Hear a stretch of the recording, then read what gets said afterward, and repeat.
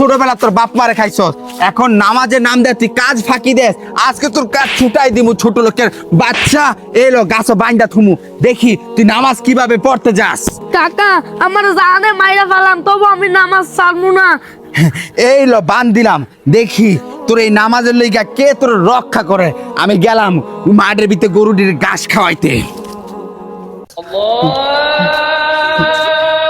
আজাবটা তো দিয়ে লাইছে, আল্লাহ আমি কেমন নামাজ পড়বো? এ আল্লাহ, তুমি আমাকে নামাজ পড়ার জন্য একটা ব্যবস্থা করে দাও। আমি সারা জীবন তোমার ইবাদত করতে চাই। তুমি ভয় পেও না বন্ধু, হ্যাঁ নিশ্চয়ই আল্লাহ সর্বশক্তিমান।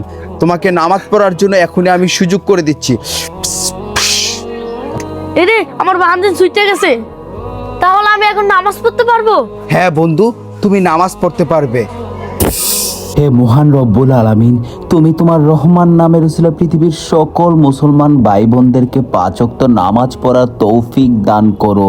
বন্ধুরা, ভিডিওটি ভালো লাগলে অবশ্যই সাবস্ক্রাইব করতে ভুলবেন না।